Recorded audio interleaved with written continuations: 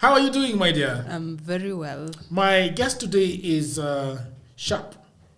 Yes. Brenda. Brenda, how are you? I've known you for like 10, 15, 12 years. Yes, it's quite a while. From Hisia Zangu times. Hisia Zangu? Yeah, I think but so. Did you ever used to write poems somewhere you're just coming to listen and critique? And look at Orato. Oh, wow. Shout out Orato. Yes. Beautiful people, those ones. Yeah. Beautiful poetry too. It's Christmas. People are going for their holidays, and then people are going to start their new year. They're going to say, how can I be better in 2025? Yes. How can I be better health-wise, physically, and even worry-wise? A lot of people worry about money. The things that worry me the most is content creation, money, and a lot of other things that I want to accomplish. Okay. Right now, do you know what I want for 2025? Tell me. I want 3 computers, very high-end computers. Mm-hmm. They should cost around $8,000. That's $1 million? Almost. That's my worry. I'm not worried about getting another child. Okay, bless your way. So, you are Nilot. I am Nilot. I think you are Valley Nilots or Highland. You are the Valley Nilots. No, we are plain Nilots. River Lake Nilots. Yes. Not plain? No, plain Nilots are Maasai, Samburu. Ah, okay. Yes. Oh, my GHC is poor, eh? It looks like. No. I am River Lake Nilots. Yes. River Lake Nilots. River or Lake Nilots. And then you guys are Highland Nilots. Yeah. And then Samburus and the Maasais are plain Nilots. Yeah. Ah, okay. All right. What do you think is the biggest contribution to our negative health, so to speak? Bad health? A lot of people are complaining about headache, fatigue, anxiety. A lot of people are complaining about a lot of things. Yeah. What do you think is the biggest cause of why people are having all these problems? Yeah. I would say lifestyle. And what I mean by lifestyle is, one is how people eat.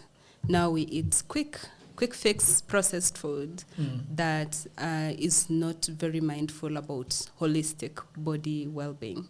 So you may find that I eat ugali and meat, and then only tea for breakfast and a bread. And, there's nothing that we're being mindful about our gut health, for example, something that is for our brain, for example, and we are constantly doing things that involve our thinking. So I think that's one on terms of eating.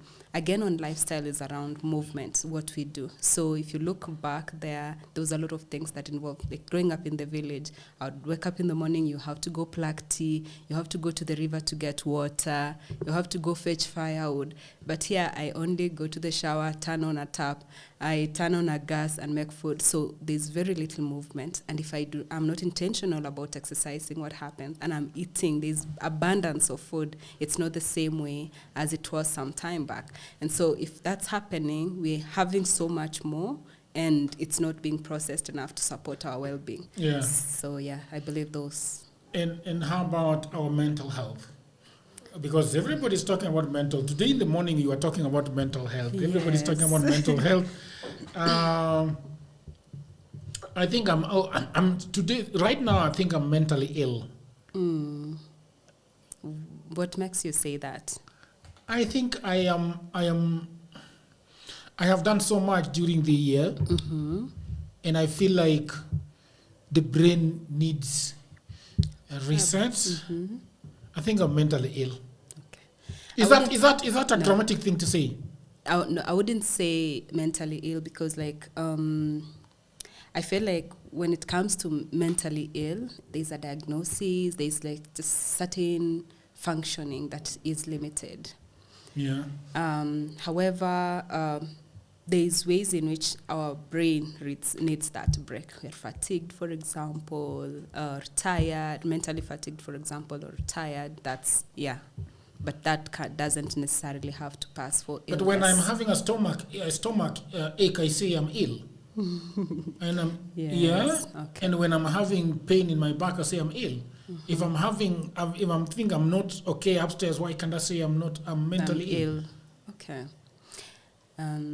Maybe it's good. I don't know. I could be ill, maybe right? in distress, maybe distress or stressed. Yeah, because there's a certain level of stress that is required that allows us, for example, the stress of navigating the traffic, feeling anxious that I'm running late and Jagero is waiting for me, and that I could say, okay, because my brain is running ahead of its time and I'm feeling uncomfortable, I could call it ill, but that's not ill. It's just my brain in this space that is thinking, okay, something needs to be done, and gets into this stress state that allows me to think about it in that way. That doesn't make me ill, because after I arrive here on time, we have a conversation, that's over. After you take your rest, that's over. So you could say maybe that's stress. But like distress and illness is when we have like trauma, and these have affected major aspects of our life, from I'm not sleeping well, I'm not eating well, my interactions with people are affected, and so it's like more holistic and more paralyzing. But I do not have enough information to dismiss your statement. But what would you if because you're a therapist? Yes. If you were to ascertain and let me know that probably your statement might be right, having looked at this, are there questions that you want to ask me that will give you some very clear answers on where I am at the moment? I would do, but that would be a 1-hour assessment. Is it? Maybe we would need a 1-hour conversation. Oh yeah, is that so? Often, because like you need a session, and sometimes you even need like more than one to really ascertain and give diagnosis. It takes that long? It depends. You can't like ask me 3 strong questions? 3 strong questions that quickly might give me a place of your well-being could be your sleep, your feeding, your relationship with others, and your ability, motivation and energy to do things. Quick motivation and energy to do things. What is that? What is motivation and energy? Motivation and energy to do things. Yes. Okay. How do those quickly tell you? How do you arrive at? How do you use that to quickly? Because our emotional regulation system has 3 major things. It has our drive, which allows us to get things done. It has our threat function, which allows us to like deal with things that are worrying us, sense of our protection. And then we have our soothing system, which is our rest and digest. So these questions allow me to know if there is an imbalance. If we are leaning so much on the threat function, then there's something. If our especially soothing system is out of balance, then something is happening that's making the body feel like we need to be on the fight, flight mode, or we need to just be on the go, on overdrive. I'm enjoying this coffee. It's very nice. I'm glad that they gave us this one. But I think the charge for this one, I wanna charge. So, the main reason why we're here is to talk about Oret. Yes. But what I want to start with is about yourself. Who is Brenda? What are you currently doing? I know you are doing great things, but for the purposes of clarity and to my audience, they need to know, they demand to know, who is at Dialogues with Jagero? Okay. What is our social proof? Okay. Yeah. So my name is Brenda Shart, psychologist and life coach. I am a founder of Sharp Perceptions, and Sharp Perceptions started with the quest to address the need to more access to mental health services, affordability, and adaptability, like innovation in mental health. That was in around 2016. As at now, I have been doing different forms of therapy, from walk talk therapies or eco-therapies, which I do them at the park, Boretum, Karura Forest, Mount Kenya. I also do cook talk therapies, which we do at homes, and specifically for postpartum depression. I also do virtual therapy, and this is just like virtual sessions, either videos or audios, but also I'm a facilitator and trainer. So I help develop curriculums that are trauma-informed for organizations or individuals and people who work in trauma areas. And then I facilitate the trainings, and I can also train other facilitators. Yeah. Amazing. Very good work that you're doing. Let's talk about Oret. Yeah. It is very interesting that... so tell me about how... Is it correct to say that this is practiced in the Kalenjin community? Oret is a Kalenjin word. Oret is a Kalenjin word. Yeah. Okay, let's talk about what Oret means first. Yeah. So Oret is a Kalenjin word to mean the way, but it also means identity. So when I ask you, for example, what is your Oret, then you will tell me about your clan name, your totem or animal spirit. Maybe all these clans may have a kingdom. It just gives your identity and your history. So, for example, personally, I come from Kamgatip. That's where the Sharp name comes from. And our totem is the rain. And there's like a kingdom that's where our clan belongs to. When you say totem, what does that mean? What's animal, a totem? Animal spirit. So every clan has an animal that identifies them. And sometimes it informs the roles that they play in the society. So you find, for example, the Orkoyat, which most people would know, belongs to their totem is the lion. And then they are seen as the leaders in the Kalenjin community, the leader clan. There are other clans that will play different roles depending on what their totem is, and there are descriptions that give them. So, in fact, story has it that when Kalyang actually was doing some of his research around archetypes, he visited Kenya, and part of this was around Mount Kenya regions where, those Kalenjin communities picked some of those insights from there. So it's really a way of understanding yourself. What I've seen with my culture and in the process of like understanding psychology, and I look at the parallels of the Nandi is what I understand the best because I'm Nandi psychology, and I see how powerful it is. So with the psychology, and you see in the ceremonies, from naming ceremonies to initiation ceremonies, the importance of it is ensuring that you understand your identity. And in your identity, there are things that are your strengths, and there are things that are your weaknesses, and it's coming from your history, and so you understand how you apply yourself, and none of them are seen as bad or good. It's just descriptive, and when it's descriptive, you know to accept and work with it. But I feel in modern age, descriptions are either seen as bad or good. So we will see a lion as good because it has this, and see maybe bad or an eagle as bad because it has these other characteristics. But instead of looking at the unique characteristics of these features and know how to work with it. And I feel that's what I learned from my own culture. Yeah. So what are some of the animals in the Kalenjin community that are some of the totems and what they mean? So we have the lion, which is, they're called Talai. They are the people, they're seers, they're prophets. They get into leadership. There's the snakes. There's hyenas, Tungo. There's rain, where I come from. The woman I'm named after comes from the sun, and those are two major ones that I've seen that are not really real animals. There's also ants, safari ants. Yes, my mother comes from baboons. Yes, there's monkey.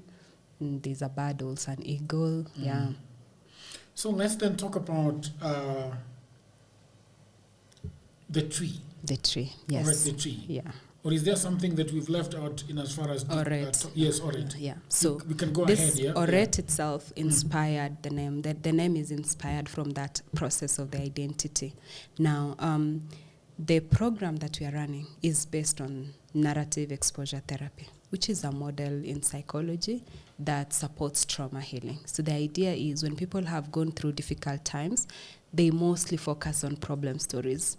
So we want to help individuals not to just see themselves from the face of their problems. So the idea is there are other things that have happened. Yes, there was this Garissa attack. Let me use that as an example. There was the Garissa attack, but there was someone who moved me out of there.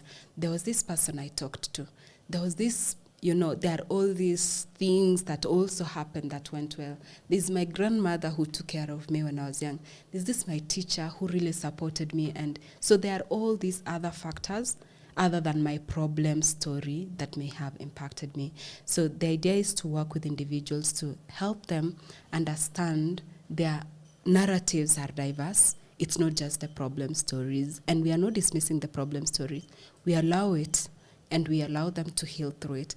But we also use our narratives of like progress, of insight, of love, of healing, because our resources come from ourselves. So when someone comes to therapy, a therapist doesn't give them solutions. What a therapist does, we just cast a mirror, and you're able to see what is the resourcefulness within yourself, and part of that is really tapping into where you've come from. Yeah. So it is looking at the positives as well. Yeah. So when we start with the tree, how does the tree look like? Yes, how does the tree look like? So with the narrative exposure therapy, we are like, the idea of the tree of life is that we want to work with the past, we want to make sense of the past, understand our present, and then use that to create our future. So, for example, we start with the roots. So when you plant a seed, usually it's the roots that take root first. And the roots are where we've come from. So it is like some of our childhood experiences, some of the games that we played, some of the people that inspired us. Sometimes it's painful memories, So when we work with someone around the roots, we work with them to bring out those stories. We are not preparing them in advance. You're just drawing artistically and allowing whatever is unfolding to come. And as it comes, we use that to support the individual if there are, if I may say, wounds that are there, like that are still stuck. We use them to help the person understand where it is and how to unblock from them. And then what we also do at the roots, we also try to identify, when you look at your roots, where did you grow? If a seed was grown in a very rocky area, there was no water and all that, then it may have challenges in its growing. So sometimes we need to be uprooted, sometimes we need to, watered, we need minerals and things like that. So we support the individual to understand, how do we still nurture, even though it's rocky grounds, can we still nurture it, that we can work with it? And then usually with the roots, it's usually the most difficult one because it brings out a lot of pain, even though it also brings memories that are beautiful. But what we do also, we work with attachment theories, and attachment allows the individual to see how am I getting stuck in terms of my relationship and sense with myself. Am I seeing myself from a place of I do not embrace my power? And then my relationship with others. Are my intimate relationships problematic? Or my friendships, am I having difficulties with boundaries? Is it difficult for me to say no? Or is it difficult for me to accept help and things like that? Or even relationship with resources. You talked about money when we were starting. So yeah, sometimes our relationship with money is based on scarcity mindsets, and it's based on really wounded attachment. So when we work with the roots, you start to see where this wounding is coming from and what the repair is. We do certain assessments that allow the individual to see where they are at, and we use that to give individualized tools based on what the assessments are bringing up for the individual. Yeah. You told me about not being able to assess me on the go. But what are some of the questions? How do you assess me? How do I assess my roots? Your roots, okay. Yeah. What are the questions that you'll ask me? And I'll provide real answers. Yeah. Or honest answers about What's the meaning of your name? My name, Udwar. Udwar means midnight. That means that I was born just before midnight. You're a Kipkembo in our culture. Yes, a Kipkembo, yeah. Who has taught you the most in life? An individual? It can be an individual, it could be an experience. Who has taught me the most in life? The internet. The internet. Is that a good answer? It's an answer. Yeah, that is. There's no good or bad. Yeah, the internet has taught me a lot in life. Every time I have a problem that I need to look for, I go to the internet and search for it. The other person that has taught me a lot, I think I would say the Bible. Okay. The Bible. So I don't know what would be that. Would that be God? Bible, it has so many stories. So Yeah. different things. Yeah. So those are the kind of questions. And when we are talking about attachment, we will be looking at like aspects of childhood. So there'll be questions around your relationship with your paternal parents, like your father, your mother, relationships with intimate partner, relationship with the general. Like, so there are certain assessments that we will see that allows us to see how your interactions are. Are they anxious? Are they avoidance? Are they secure? And all of that are always a response of something. And we are saying it's not bad or good. It's where you are at. And then how do we navigate it such that it's balanced in a way that allows me to navigate life? Yeah, so that's the roots. Those are the roots. Yes. And then after assessing the roots, then when we were doing the puzzle, we were very conflicted about what the ground actually means. Yeah. So the ground is like, after the roots have grown, the shoot has to break ground. And ground is otherness. It's everything else that's not the tree.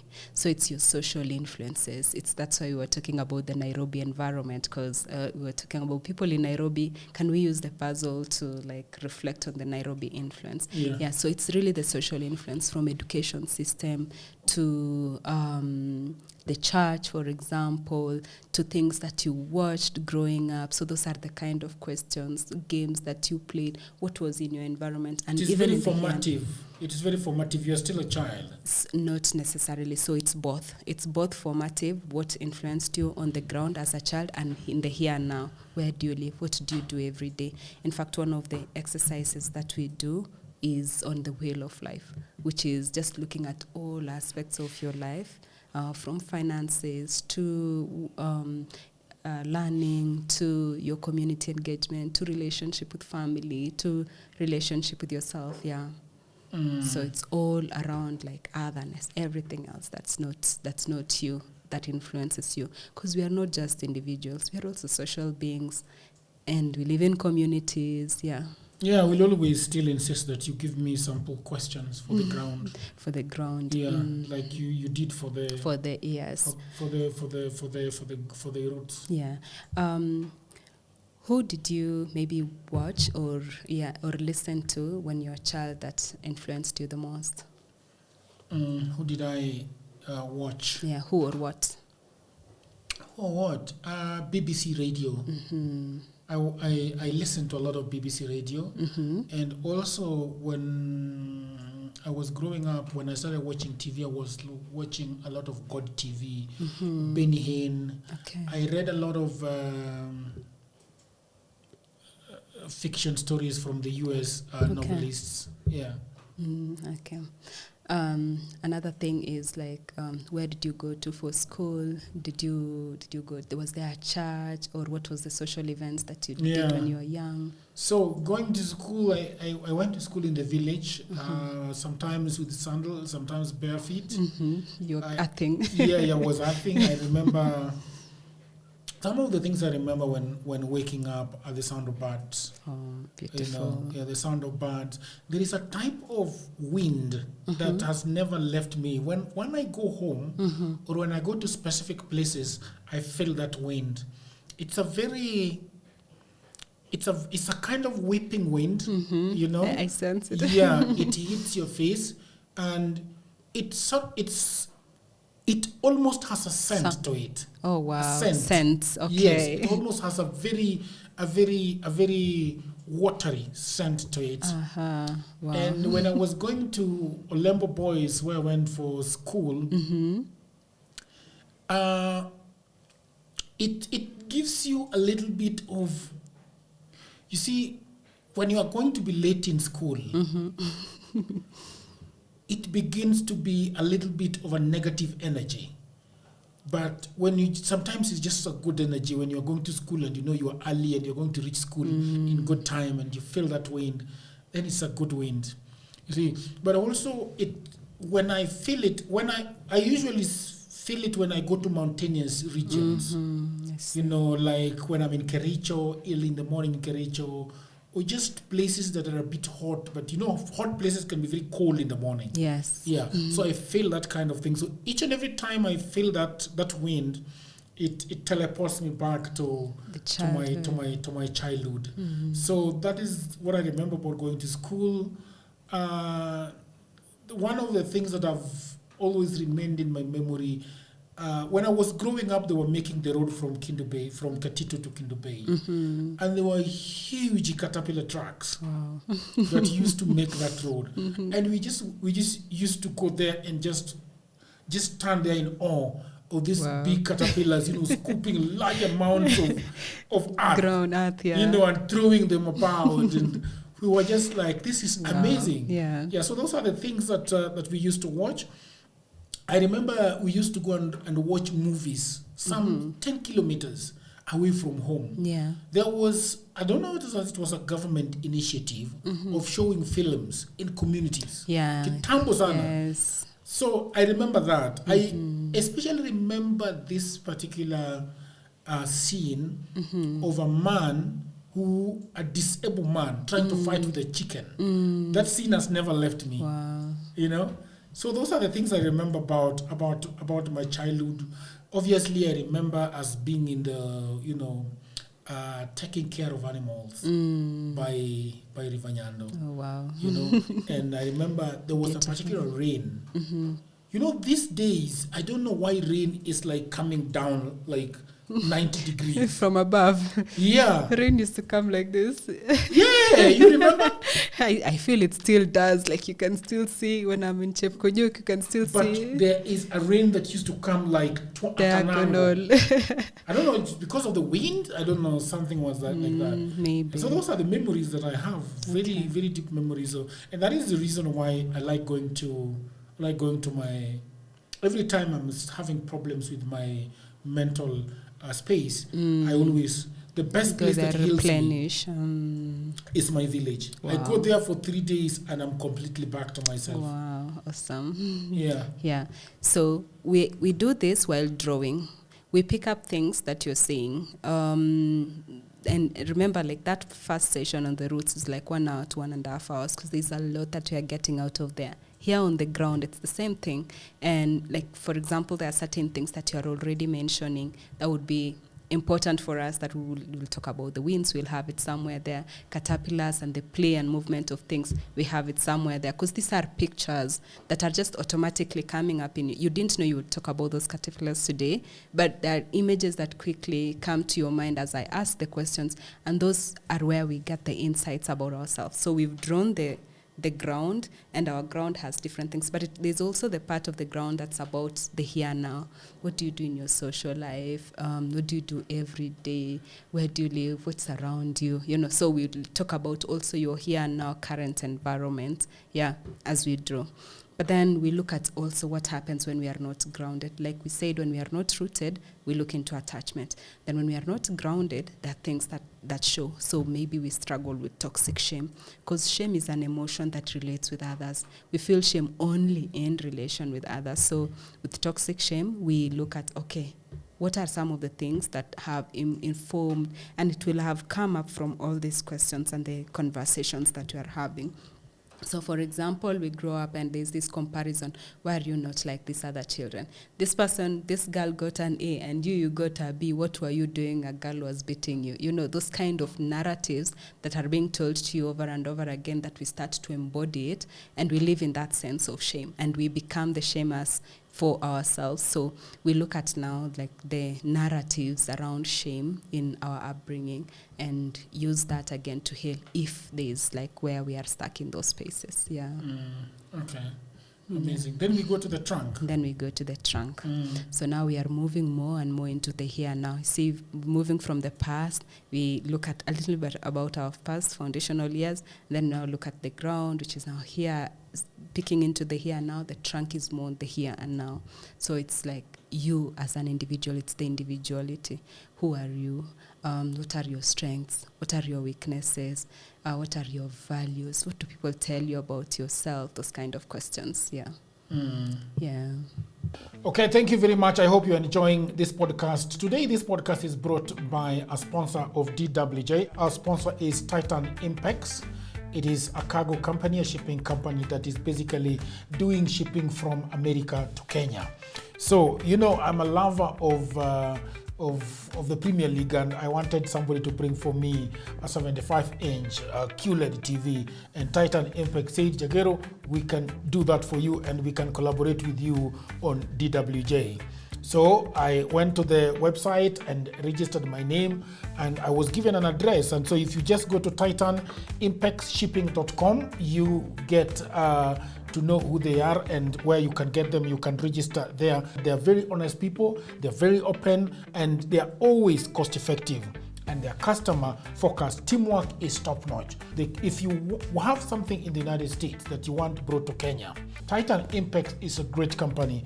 When I told them to bring me a TV, I was like, of course you brought me a few other things, but can you bring a 75 TV? And they told me, Jagero, we can partner with this and I can bring you a TV. And so after 1 week of buying that TV, the TV was in their warehouse. And we went there with my crew. We looked at their office. Their office is amazing. It is spacious. It is secure. It's beautiful. And I saw my 75-inch QLED for the first time. I was so happy, very, very happy. The good thing about them is that they just don't bring them to Kenya. Once they brought it to Kenya, they've got nice, beautiful vans, spacious vans where they will securely put your product and they will take it to wherever you want. So if you have anything that you want to bring from the United States, if you've been living there, and you've got lots of stuff that you want to bring, you can please talk to Titan Impex, and they can do that for you. So thank you very much, and I hope you enjoy the rest of the episode. So what questions? That, like, example that, what are your strengths, Jagero, in life? Do you think you know my strengths? Have you seen my strengths anywhere? It's me to talk about my strengths. It's you to talk about yourself. That's part of the process, to ensure that you can reflect on yourself. Yeah. I think my strength is, it's getting things done. Starting things. Oh, so amazing, I'm telling you. Yeah? You're so amazing. Yes. Putting things, and yes. I've seen that in the work we've been doing together. Starting things and making them and I think that the question is what I'm good at, right? What you consider your strength? My strength, I think, is talking to people and forging new relationships, starting a conversation with any stranger. Yeah. The other day I was at the airport, and a lot of people have a lot of fear for authority. Policemen, the army, anybody in authority, people always have a fear. So I was at the airport, and I got insurance, but I have not put it on the car. Yeah. It's just in the insurance sent it to me on my WhatsApp. Yeah. So when you look at the queue, it's expired. It's not there, yes.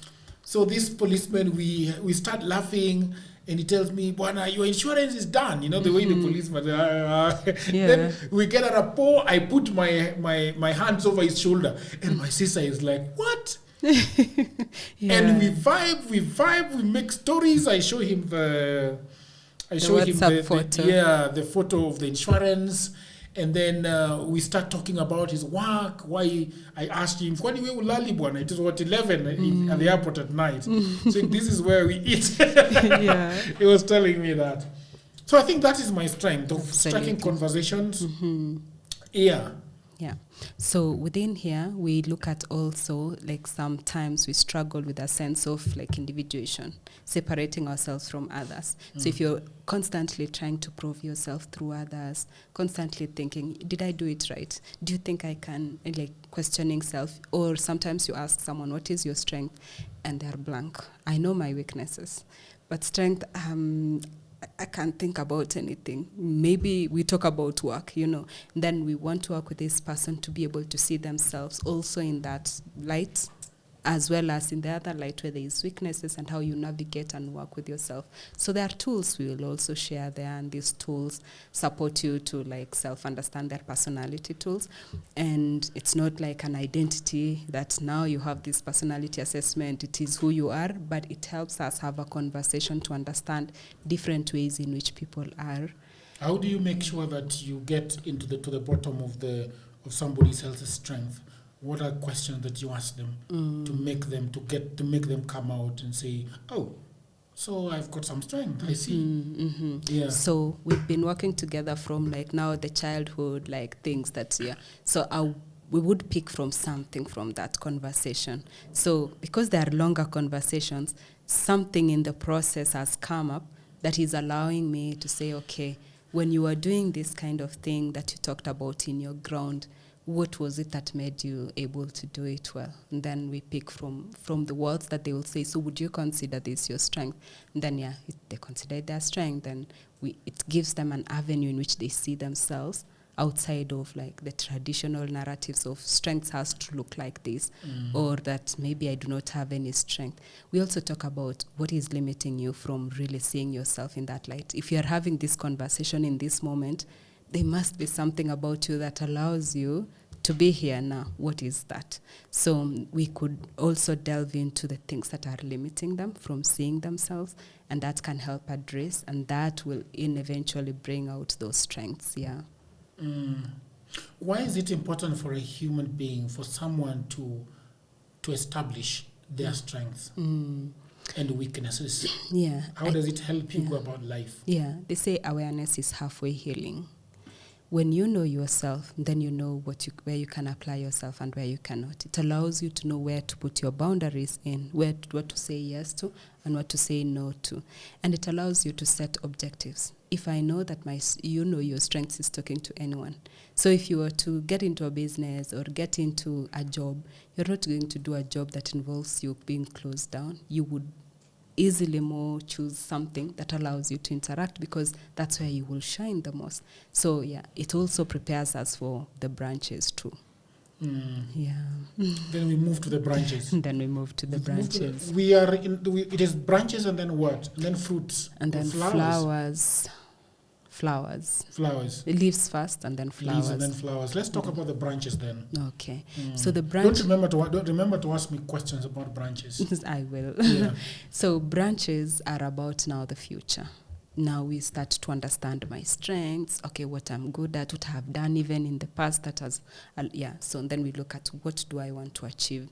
So you see, we're moving now from the here now to my ambitions. So every of the branch we draw, we look at, okay, my education, maybe I want to further my education, maybe I want to set up business, maybe I want to, all those kind of ambitions. I want to have a family, I want to travel, I want to, all those things. We allow the person to draw the branch while filling it in each of those branches.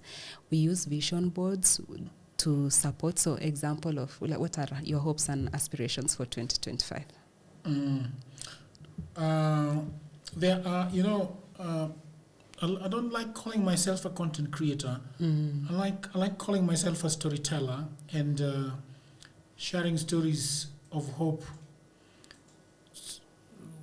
and or otherwise to people, because some of the stories that we share really angers people. Like you see, somebody would now be saying, you should not be worshipping the tree, you should be worshipping God. Yes. So I think 2025 is the year that I really want to define DWJ, Dialogues with Jagero, and get the right guests that there are certain guests that I want to get in 2025. I really want to do traveling content where I talk to people. For example, imagine if you are living at the base of a mountain in Zimbabwe. I want to go and travel there and speak with you. One of the people that I really want to speak with is a witch doctor. And people that do very extraordinary things in life. I reached out to Kipchoge, you are a fellow Nilot, but I haven't heard from him. I would like to speak with him about the strength of a human body. How do you have so much strength within yourself that you can run for 3 hours non-stop? See, have you thought about that? The strength, the literal strength of running for 3 hours. It's bonkers to run for 3 hours. You can imagine somebody running for 20 minutes, a lot of running. And then somebody goes ahead and sprints. Not running, sprinting. For seconds and in huge speeds. Yeah. So those are the things I want for 2025. Okay.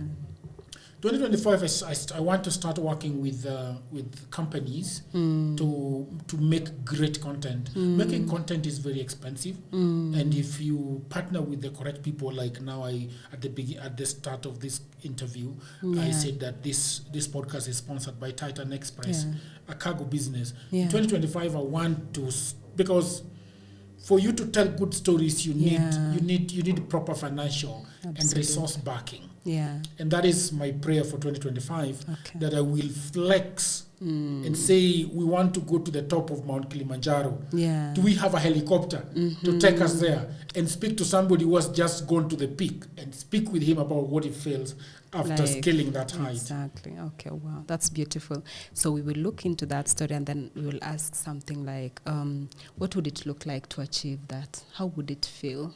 Yeah. So when we do this, we help the person to start to picture themselves in that process. And emotions are very powerful drivers. When you start feeling in the emotion, it starts to give you direction. Then we create vision boards with the individual. And then we look at the different branches. Maybe now your branch around traveling is aligning with your branch of traveling with family. We look at alignments in your branches through these conversations and where they can work together. So usually this branches session is usually very cognitive. It's a lot of thinking, planning, ideas, picturing. Sometimes people have dreams, but it's not clear to them yet. So we help them to clarify it, to clarify that intention, to visualize it. We create vision boards with them, and things like that for the branches.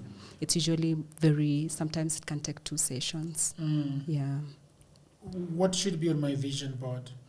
It will depend on for example, for your vision board, what would it feel like to achieve that? That objective for the 2025, to have the most amazing guests, to have partnerships with companies that align with your dreams, to have the right gadgets that facilitate dialogues with Jagero. What would that feel like for you? What would it look like? Do I need to answer that? Yes, if you wish. Say the question again. What would it feel like? What would it look like? It will look at a lot of, going to corporate clients and talking with them about how I can do this. So not the process of it, but you've achieved it. You've gone to the clients, you've gotten them, they're already here, they're already partnering. This an example of a session is happening with one of those guests that you really admire and curious about. Yes, I get it. The tools that you have in the space are totally exactly what you needed, and the person funding it is allowing you as much comfort, It would feel great. I would feel relieved because one of the things with running a content platform like this is that what we are doing right now is what used to be done by media stations. Yeah. And for example, if you look at dialogues with Jagero, if you asked me how many would it take to run this operation properly, and I've given people 20 people, and they're like, what do you need 20 people for? And I can count to you where I will account for each and every person to the 20th person. Yeah. Because a media station has got 200 people working and doing the same thing. Yeah. I think the New York Times has got 3,000 employees. Wow. So it will really, really feel good. And I feel that at that point, I will be resting and making people do the things that they are good at. One of the things that I think content creation is that the very best brains in content creation are expensive to hire. You see, even the people that I'm already hiring, I am not paying them enough. Yeah. You see, so one of the things is to say, okay, James, I want to feel good that James can afford a car. Yeah, or you can pay him, or he's what you feel is really. And then he can go out there and say, okay, I am paying giving a down payment of 400,000 in a car bazaar, and he comes here and parks a sparkling new blue Suzuki. Wow. And saying that, and James is asked, where do you work? In a family gathering, and saying that I'm one of the drivers of DWJ. Yeah. I would love that. Awesome. Yes. So that's what appears in your vision board. Yeah. So every vision board is different depending on the individual. So we tap into all your 5 common sense in a way, like the senses, like what it would look like. I see visuals for you, a happy staff. I see for you ease, things like that. So it may also be gadgets. It may also be how the space would look like. So when you have these pictures in your vision board, what they do is that as you walk towards that feeling that emotion allows you to drive, and you are open to opportunities. That idea of like, maybe I'll not get enough money starts to dismiss. Can I tell you another thing that I want to put on the vision board? Okay. Is a content house. Mm-hmm. So a content house is where when you come to speak with me in the studio like this, yes, you don't hear mouses clicking. Okay. Because James is not supposed to be here. Yes. Ali is not supposed to be here. The other guy is not supposed to be here. Mm-hmm. They are in an editing suit. Yeah. Them, they are editing. They are in their environment. You see James with his office there, with his place for doing that, and then they have got a coffee place there. They have got another a lounge where you can just go and take it all in. You go to the other place, you find Lee is also having his big computer there, 49-inch screen. Wow. What I want is a 49-inch screen so that you can divide the screen into 3. Yeah. He has his WhatsApp here. I see James. He has his WhatsApp here, and then he has what he's working with here, and then probably he has got music on the other side that he's listening to. And he's just comfortable. And James or Lee is not bothered about the speed of the computer. Yeah. Like right now, the way we work is so difficult because if you make a mistake, for example, if James makes a mistake, it's a very costly mistake. Yeah. Because most of the videos, they export overnight. Okay. It takes up to 8 hours to export one episode. Wow. Because of how heavy, because we shoot on 6K cameras. Wow. It's very heavy. So he leaves it to export the whole night. He comes in the morning and there was a power problem at 90%. That means, and he cannot do it. He cannot export that video again in the morning because then if the computer is exporting, the computer has no any other power to do something else.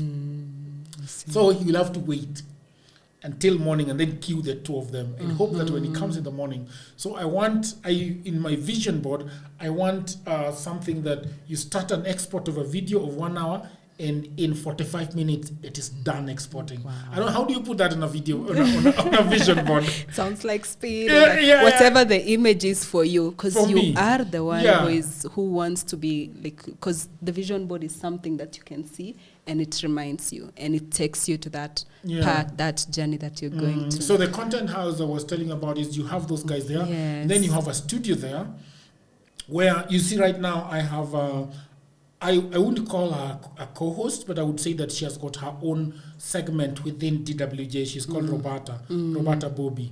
So if Bobby has her own show, we can be having this show with you, and in the next room, Bobby's having her own show, which is not possible now because all the cameras are literally engaged on this show.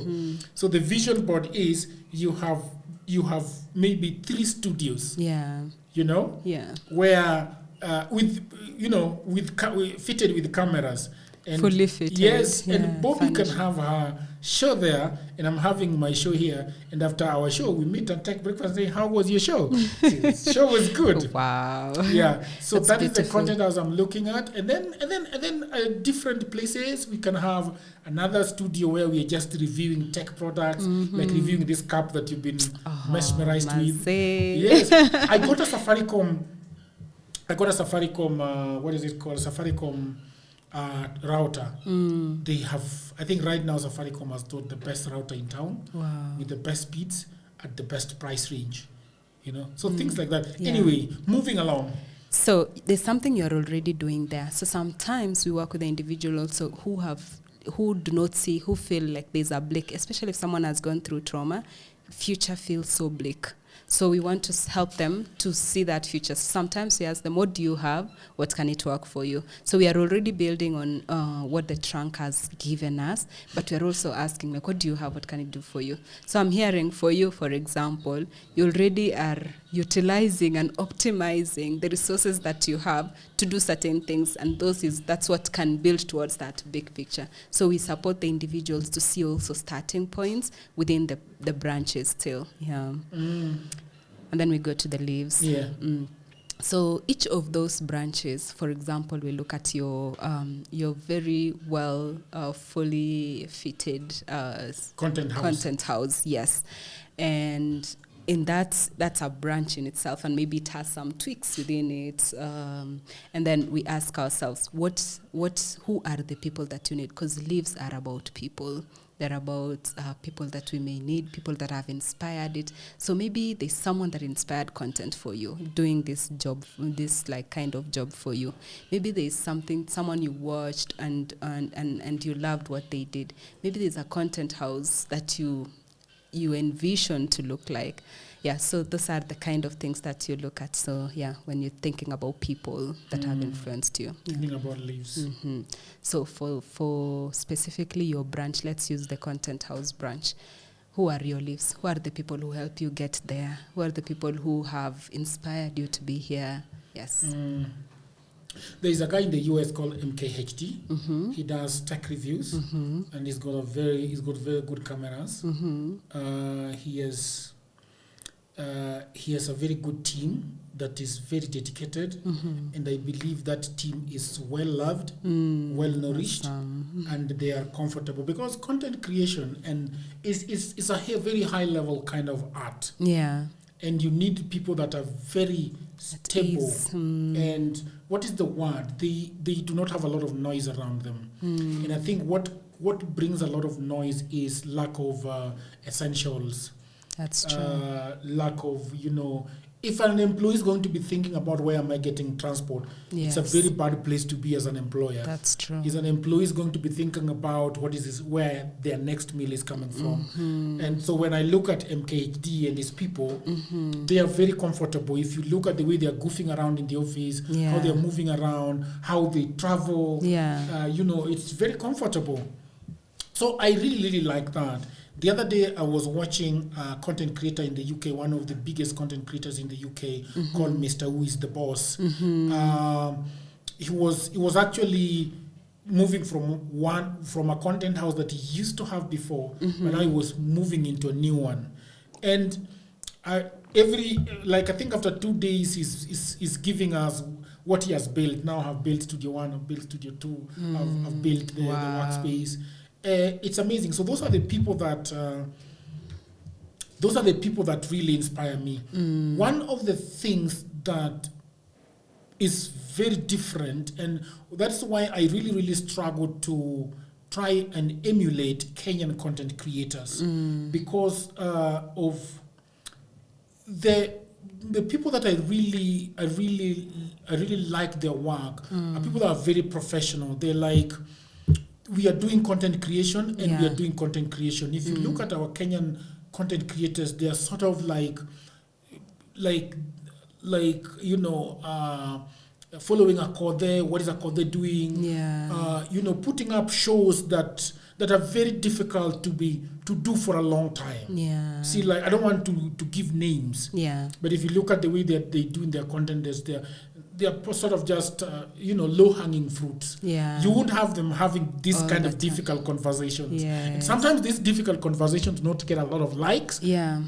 People don't pander to them so much because That's they don't have that rumor juice within them. But they have, the people that I aspire have consistently created that brand. Okay. And they are not going to have drama over their content, but they're just putting their content. Awesome. One of the things that I like about them is that the issues of sex and who is having a relationship with who is very important. And I guess people want to have sex and people want to know who is having sex with who.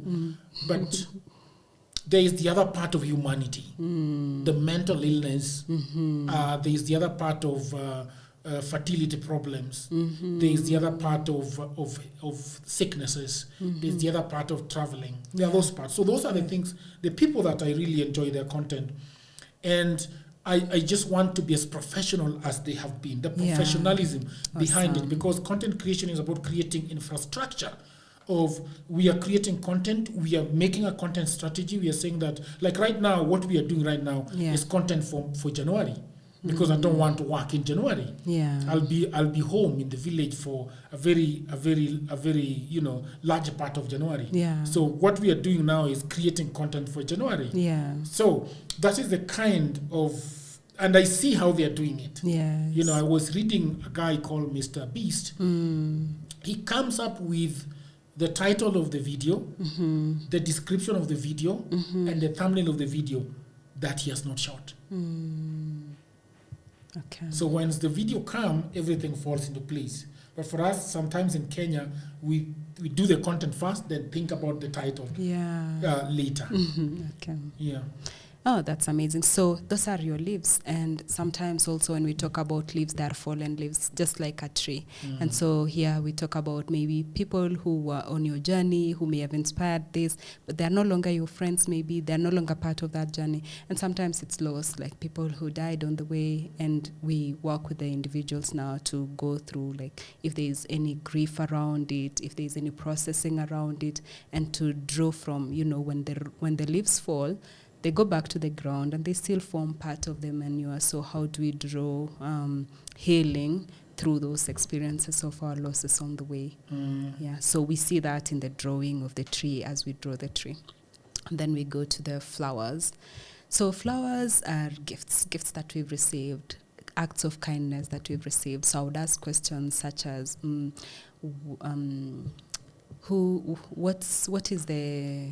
what is the most memorable gift you received, or act of kindness? It could be a service, it could be a thing. The biggest act of kindness for me is from a Kalenjin lady. I forgot her name.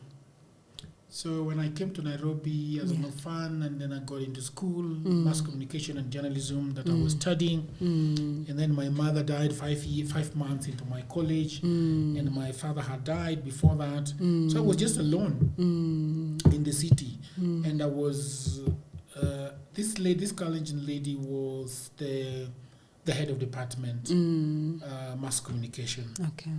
And so, I didn't have school fees. I'd been dodging the school for quite a while, trying to finish. But then at the end of year one, I realized that this is not going to work. It's not sustainable. I can't dodge them that much. By the end of the year, they will catch up with me, and the admin will throw me out. So after I told the lady, the teacher, that, how do I forget her name? I told her that, you know what, I'm leaving school. And she told me that, why don't you write a letter to the school and just put it bare that I don't have school fees. How can the school help me go through with my education? And I was like, that it's a joke. You're too motherly. You're too motherly. Unbeknownst to me, she was the wife of one of the owners of the school. She knew what she was saying. So I wrote the letter, and she told me, just go and give it to the principal. So I gave it to the principal, and I did not hear from them for a whole month. And then one day, I think for some reason, the principal, so one day I'm seated at the reception, and the guy passes and turns and looks at me and says, are you Ken Anthony? Yeah, Ken Anthony. That's my name. So I discovered. Come to the office, let's have a chat. And we sat down, and he told me that, we got your letter. And we are so sorry for your mother's death. So we had a meeting, and we decided that we are going to allow you to be in school until you finish your education. Oh, bless their Yeah, way. so Lucky me, I'm here now. So they wrote off all my debt for the last year. Awesome. And gave me full sponsorship for the next 2 years. So I That's went beautiful. to college. My entire college was paid for by the school. And that act of kindness was started by that lady. That's amazing. Yeah, so and now you're doing what you're doing today. So it's a wonderful gift. I would like to meet her one day. I think I should start looking for her actively. Yeah. Yeah. Yeah. So that's an example of a flower. That's a very big act of kindness. There is during that time also I was living with my uncle, and I was very prayerful when I was growing up, and even coming to Nairobi was a huge act of faith. I just went on my knees in the middle of the night at around 3 a.m. and said, Lord, I want to go to Nairobi. I want to start my education, but look, there is this uncle of mine who's in the city. I don't want to ask him if he can accommodate me. I think he's going to say no. So let's do this. Let me just go. Yeah. And then you deal with him. So, go ahead of me. Yeah, go ahead of me. And I came to Nairobi and slotted myself into his house. And guess what? He never asked me a question. Wow. For the next 2 years. Faith indeed. I was there. And he never asked me a question. But it was a big act of kindness. And I think for me, I am, and that's why I usually say that there are people that usually go around and saying that people are not nice, which is true. But for me, my experience is completely the opposite. People have been very nice to me. In fact, more than nice to me. I have received so much kindness from people. Sometimes I look at myself and I feel like I have got very rough edges around me. I'm loud. I am full of shit.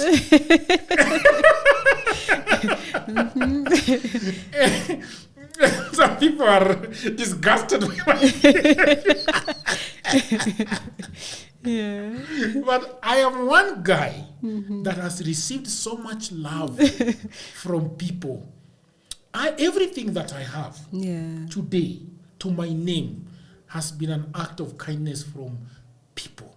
Oh, bless. When I came from the village, I thought that my tribe, the Luo people and my relatives, were the ones that would come to my rescue and say, oh, this boy has lost the mother and has lost his relatives.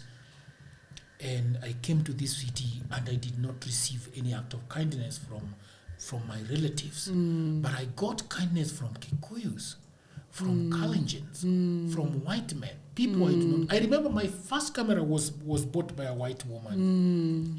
Wow. And people have just been good to me through and through. Every place I turn is an act of kindness. Even this office. This office, when I was trying to get this office, I did not have enough money for it. One of my friend professor wrote a check to me and came with me to the admin here and said that, look, because they know each other. So he said that, okay, Dur will send you this much on M-Pesa tomorrow at 11. But now, because this office needs not to go anywhere, I am writing this check and handing over to you. You see, the one that you're putting on your neck here, this was bought by one of the people that watch this podcast. Oh, beautiful. So Thank you.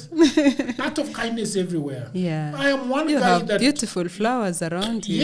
This one was bought by a lady. This flower. Yes. So all I have seen is the goodness of humanity. For I am the last person to say that humanity is no longer good. But there is a caveat. I've also learned that for you to get something, it is one of the most powerful things in the world is to say, I need help. Ask. It's a vulnerability. I need help. I need this. I want this. I would love to have this. Yeah. And you get it. Ask and it shall be given. Cindy. That's the promise. Amazing. I love your beautiful flowers, and bless their way, all of them, and their sources. Then now we go to the fruit, which is now the gifts that you give. Those acts of kindness that you've extended to others on the way. What are some of those things? And also we look at your branch. We look at the branch, let's say now for the one that's your ambition is the content house. We can envision and say, what would it look like to have a ripe fruit,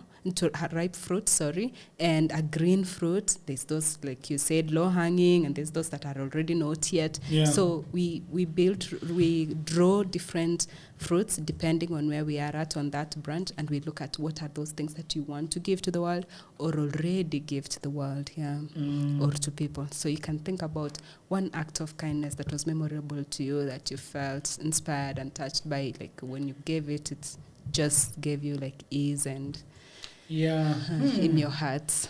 Act of kindness. I've given a few things out to people. I remember, I think the biggest one is just the other day. I've been liking, there is a lady that I really, really like the work she's doing as a podcaster. And I was trying to sell an audio mixer. But I was not the things that you want to sell, but you're not like... It's an attachment. Yeah, you don't really want to sell. So I went to their, she told me to go and see how they shoot. And I went there and looked at their audio mix, and I was like, oh no. No wonder your audio is not good. So I gave them the mixer for free. Oh, that's wonderful. So you. I think that is something that I remember very recently. And a few others. I've given a lot of things for free online. I remember the other day somebody was telling me, Jagero, do you know you gave me an iron box when I was in school? Oh, wow. And I'm like, did I give you an iron box? And he's telling me, yeah, you put it on Facebook. But I'm giving you're giving iron box. I think that was in 2015 or 2016. So I gave the guy the iron box. And he just reminded me the other day.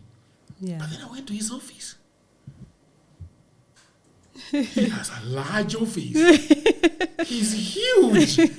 His car is unbelievable. Wow. That motherfucker did not have an iron box in 2016. The suit that he was able to iron blessed his way. So that's exactly what it means, like with the fruits. And but I honestly feel like I think I don't give enough. Okay. And then we look at intention. So if that came up in our drawing of the fruit, we would set an intention. What would you like to give? Like, in the next year, is there something that you envision giving? Are there things that touch you? For example, maybe children is something that touches your heart and you want to do more things for children. So sometimes we support the individual to put it into their intention if they do not feel that they give enough as well. And then we look inside the fruit is a seed. And then these are the things that we give to, like, we leave as legacies. We leave to future generations we may never see. So what are those things that 8 years from now, 30 years from now, 10 years from now, 100 years from now, 50 from now, there's something that I have done that I will be remembered for, it will influence or it will impact. So these are things that we want to leave as legacies. So we look at philosophies that drive people, and allow them. What is that? So the question I would ask you is, what is that you want to leave as a legacy? To leave as a legacy. Or be remembered for? Right now, the thing that has been troubling me a lot is there are lots of young men that are trying to create, to tell stories, because there are no jobs. Jobs are few and in between. And jobs are very, very few. But over the years, I've realized that people do not have the right knowledge to do, like, if you meet a young man that is trying to create content with their phone, they appear really lost. They don't know what kind of content should I create. One of the gifts that I want to give is for people just to have a place where people can come and learn content creation. Oh, beautiful. And learn content creation. The other day they are charging 150,000 Kenya shillings for 2 weeks to learn drones. drone flight. 2 weeks. Wow. And 1 week is the field work. 1 week is just Practice inside the of house. it. Okay. You know how expensive that is? Wow. That's really expensive. Not many people can afford that. But even parents would be like, Why would I pay 150 for? That's university fee for 2 semesters. That's what they would think. So that's a gift that I would like to give. Okay, that's amazing. And then we look at the forest of life. So my tree, your tree, we look at the different ways in which our trees are. At the beginning, we start with a tree.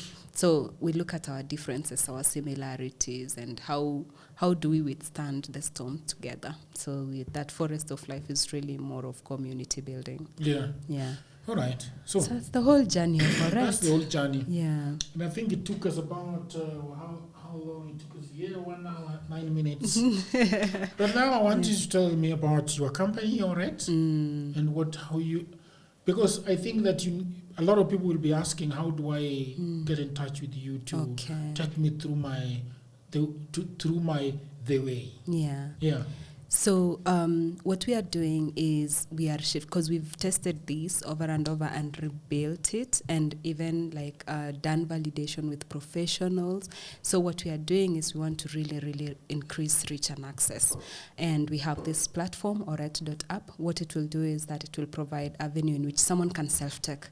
You don't have to have someone behind the space to allow you to go through this. You can self-tech yourself and kind of learn things about yourself. That's one. It makes it accessible, affordable. Then the second level is with a facilitator or a professional. So I would take you through it, for example, or other facilitators in the team. And then another one is we create experiences for you.